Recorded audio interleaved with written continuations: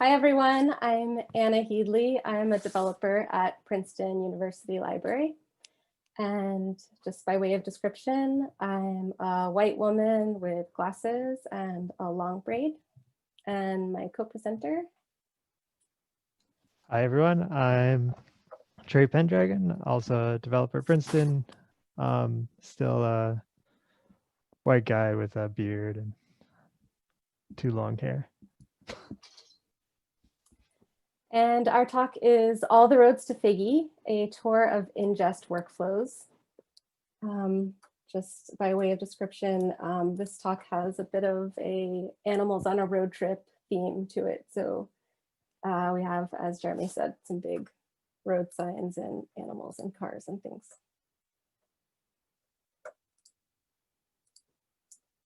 So today we're talking about Figgy, which is our digital repository at Princeton. It's the repository itself. It's also the staff-facing UI for ingesting and managing digital objects. And it does all kinds of repository-like things, such as create resources, pull metadata from other systems, describe resources using web forms, organize the files that make up a resource, track a resource progress along a workflow, and collect resources together as collections that can then be published as exhibits. And we wanted to talk about ingest because we have a lot of ways to ingest content into Figgy. This is just because we have made it a priority to accommodate the way that our users are already doing their work or want to do their work. And also so that we can ingest materials that just is in different formats, either from different vendors or coming from legacy applications and that kind of thing. So we kind of realized we have a lot of ingest workflows. Let's take a tour of them. So I'm going to, and Trey also together, we're going to run through a bunch of ingest user stories and describe how Figgy accommodates them. And our first story starts with our digitization studio staff. So I'll just read this user story. As a digital imaging technician, I want to ingest a set of images in as few steps as possible in order to focus on photographing library materials.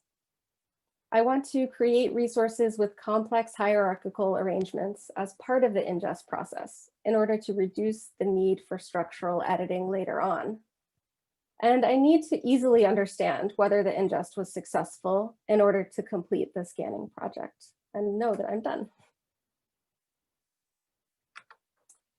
So the feature that supports that use case is called Save and Ingest.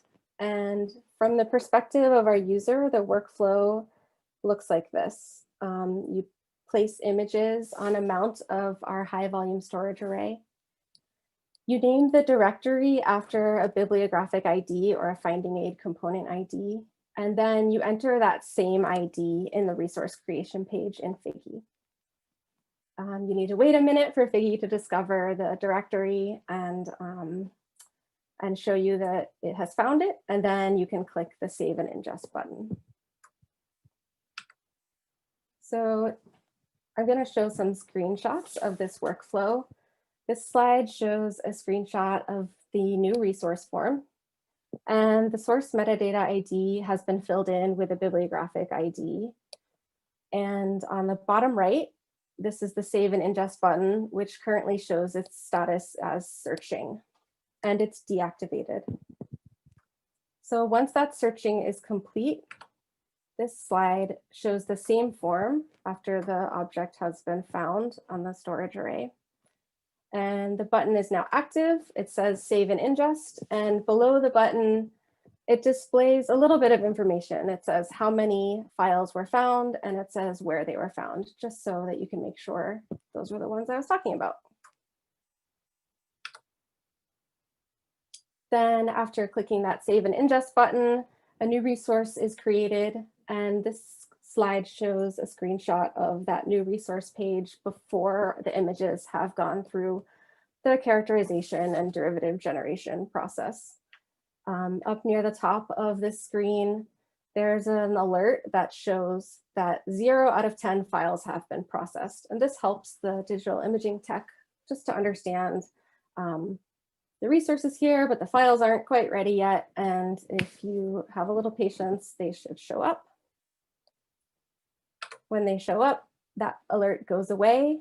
And this slide shows a screenshot of the final fully ingested item.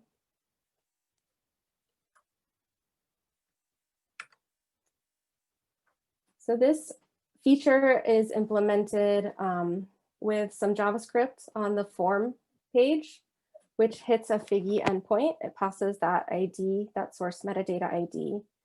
Figgy then looks around for that directory, and if the directory is found, then the button is activated by the JavaScript. At save time, Figgy has to find the directory again and then add the files to the resource. So this implementation relies on the directory being named after the external ID, and it also relies on a specific structure to the directory itself and its contents. And I'm gonna go over that structure just briefly in the next use case, so I won't get into it right now. But the final piece here is that Figgy has remote metadata services which pull metadata from either the ILS bibliographic record or from finding aids to populate imported metadata fields.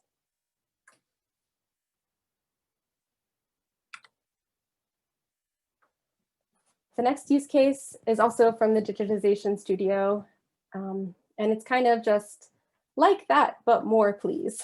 So as a digital imaging technician, I want to shoot a full set of items and ingest them all at once in order to photograph more items without stopping to individually ingest each one, or without having kind of a big pile of them to ingest when I finish photographing. And this is especially helpful when the items are small, like single page sheets of posters or things like that. So to support this use case, we have a bulk ingest feature, and the workflow for a user sounds like prepare files according to the required directory structure, and then select that directory in the Figgy UI. And this slide shows a screenshot of the help text that describes the required directory structure for both the save and ingest and the bulk ingest features. So here, there's a single volume work example and a multi-volume work example. In both cases, you have to have a top level container directory, and that's the one that you select as the directory that you're ingesting. Below that, any directories inside that container directory will be mapped to resources. And if at the next level, that directory has, again, child directories, for example, here, volume 1 or vol 1 and vol 2, those are going to be created as child resources. And then images are created as file sets and attached to their parent resource. The form for bulk ingest allows you to set a few properties, but the main attraction is the select folder button. And this is just a screenshot of that form. And this slide shows a screenshot of the Browse Everything UI. So this is what comes up when you push that select folder button. And in this case, we're displaying the contents of our mounted storage array. The implementation of this bulk ingest feature relies heavily on Browse Everything, which provides the UI, and it also gives us the directory name so that we can pull all those files and arrange them into resources. And then, of course, we use our Figgy services to pull metadata from the ILS or the finding aids and insert that onto the resource as imported metadata.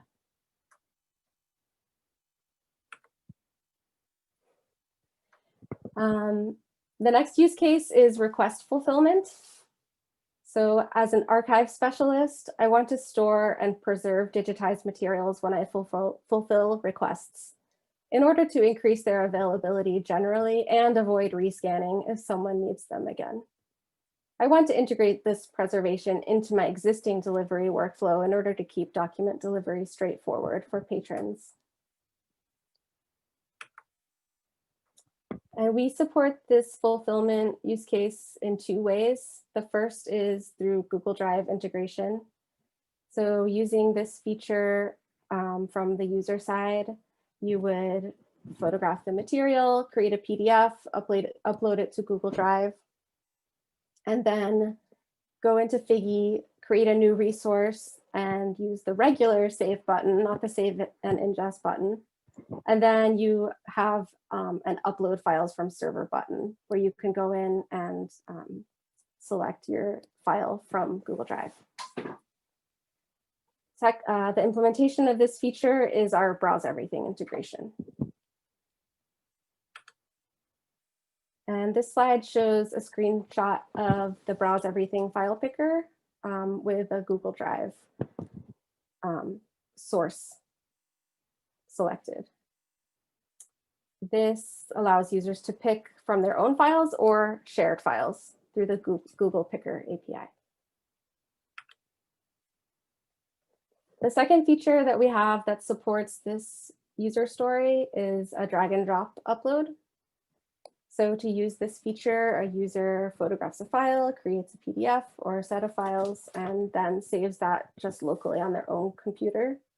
This has also been used as a workaround for some problems that some of our users are having with Google Drive. And then they can just drag and drop the file directly from their machine into the target area. For the implementation of this feature, we use a Vue component called Vue2DropZone, which itself utilizes a JavaScript library called dropzone.js. And that's just configured to directly put to the resources edit action and append the file.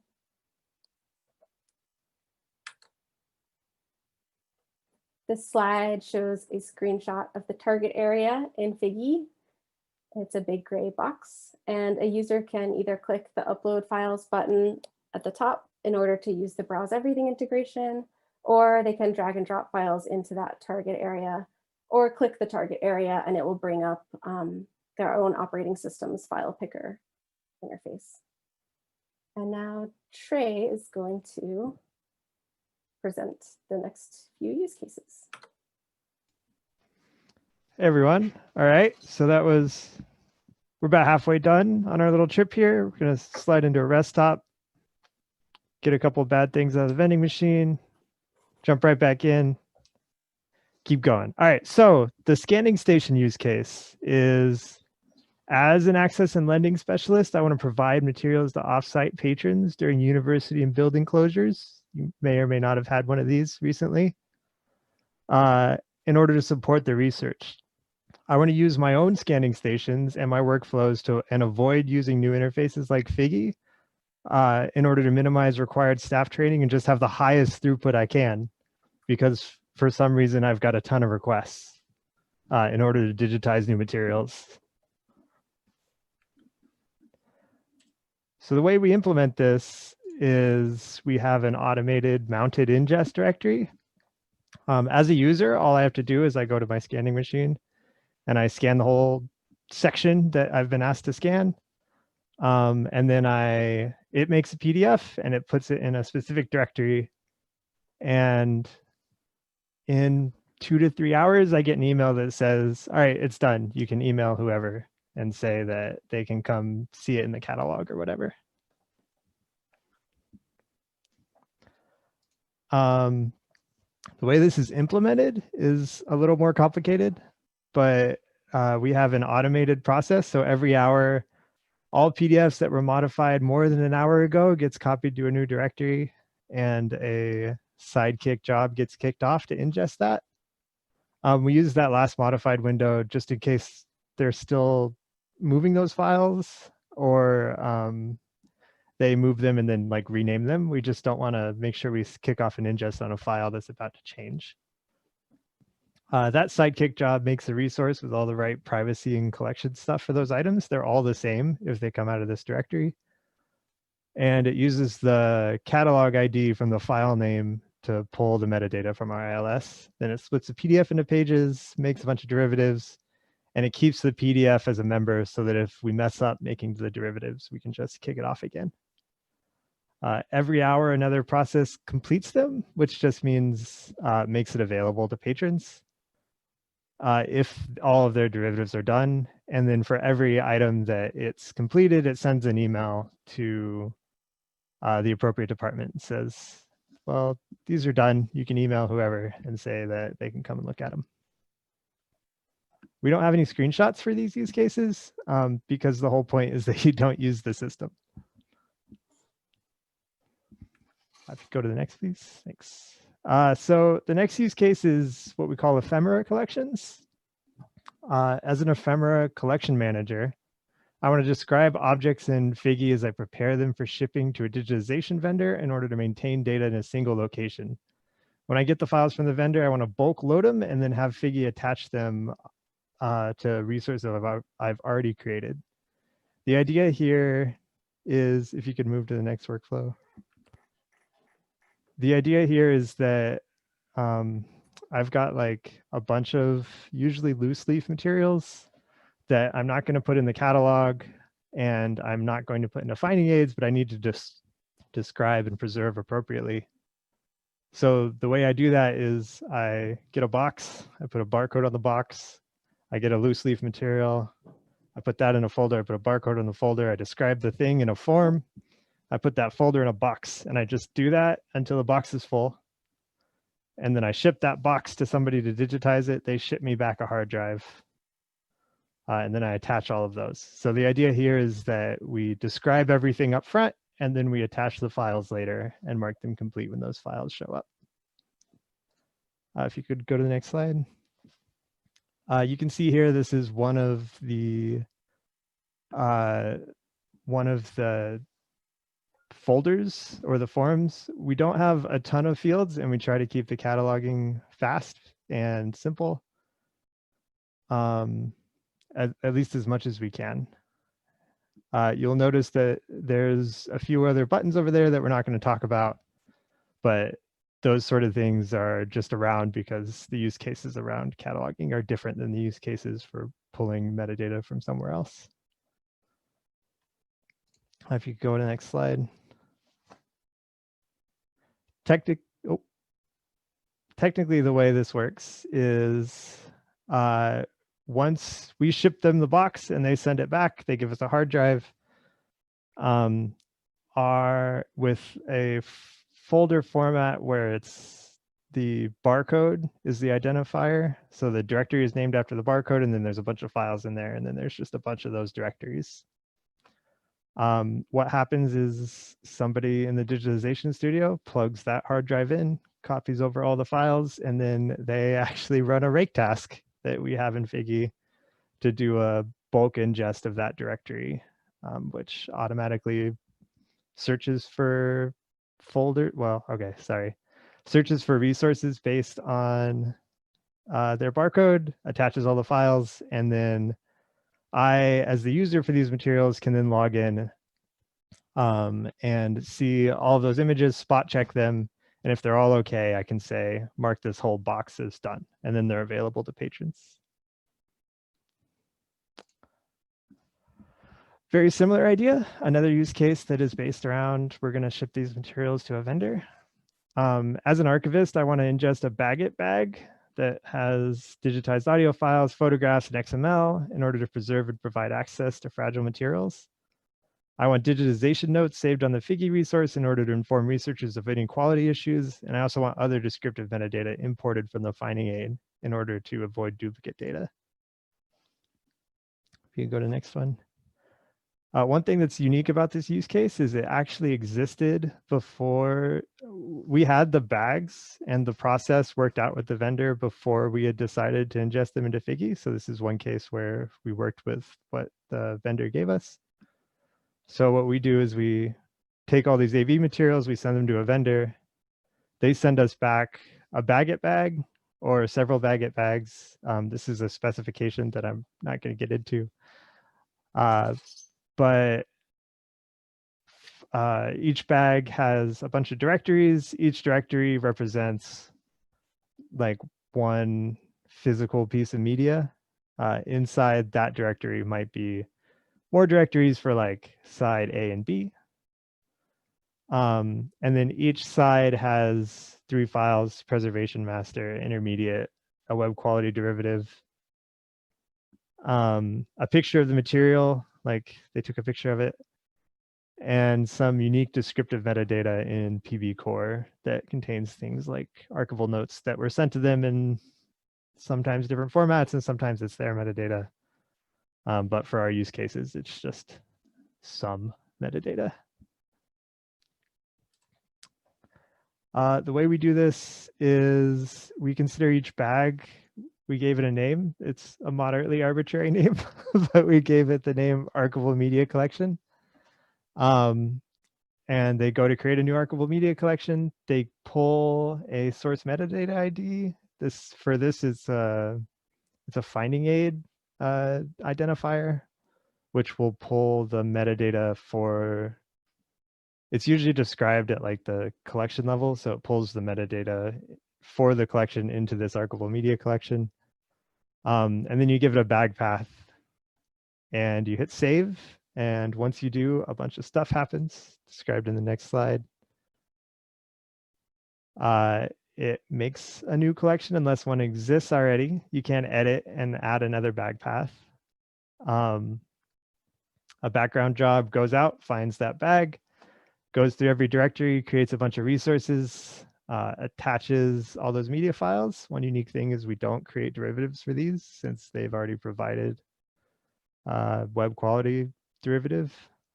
We extract a bunch of XML, metadata, and then we attach that XML file as just in case we need to extract more metadata later that we've decided before we didn't need, but inevitably somebody will say, oh, I wish we had pulled that out of whatever.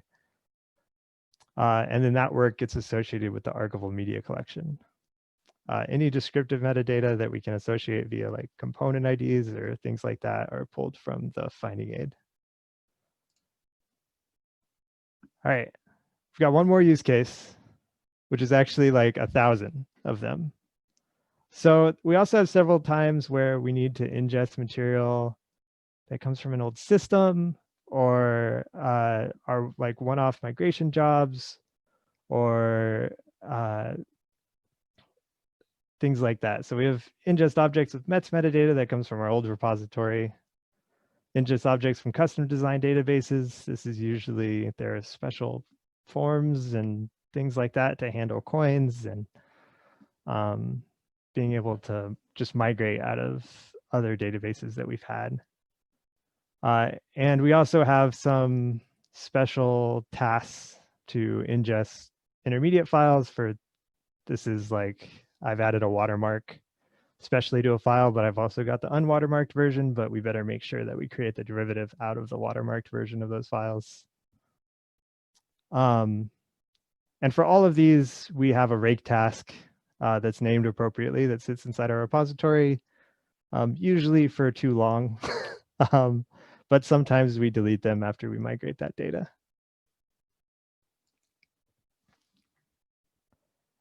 And that's it.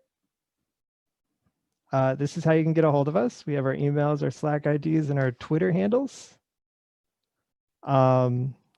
There's some credits after this for all the lovely images that Anna has found to represent our trip across the Figgy country.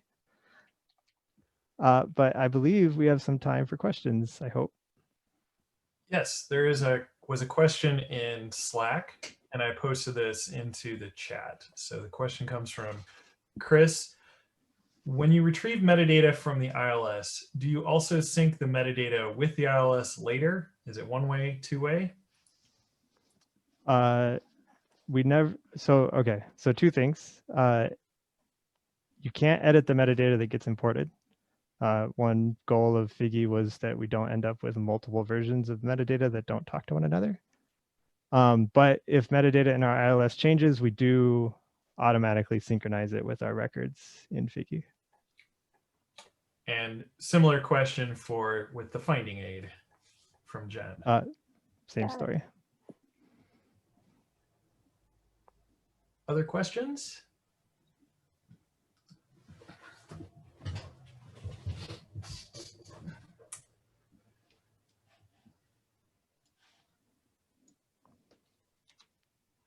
Oh, there is something in the Q&A. Oh, there's everywhere you get questions. So when ingesting hierarchical objects, are you creating complex objects? So mostly what we support is resources that themselves kind of have nested resources inside them. And our primary use case for this is a multi-volume work. We model a multi-volume work as one resource with several child resources, and then each of those child resources has, file sets with images. We have other cases like for the archival media collection. There's some more complex modeling in there that has to do with reflecting the structure of the finding aid. So it's sort of similar to the multi-volume work because several recordings might be kind of grouped together as one sort of unit, although obviously they would each have their own set of files. But I don't know if you want to say more what you mean by complex resources. I will let the question asker ask more. I was reading from the Q&A.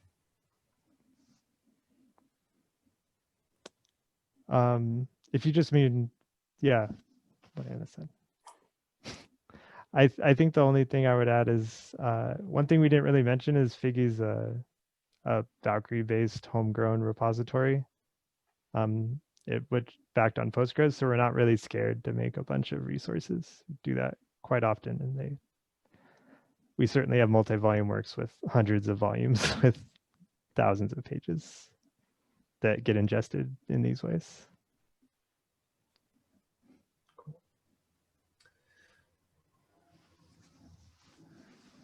In this brief moment, at 1:50, we will start lightning talks. But if you have anyone has a quick question, please feel free to ask.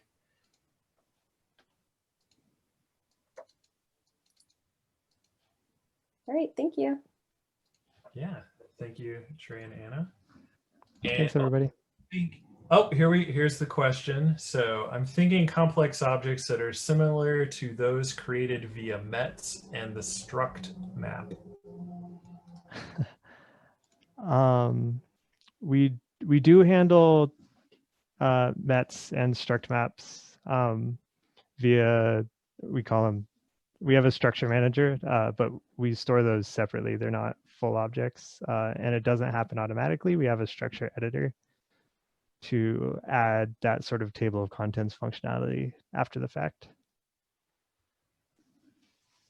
Although some of those rake tasks at the end that were like, we have METs and mods, we do automatically convert the METs to that structure. But it's like auxiliary information. We don't like split up the resources into a bunch of little parts to make chapters and things like that.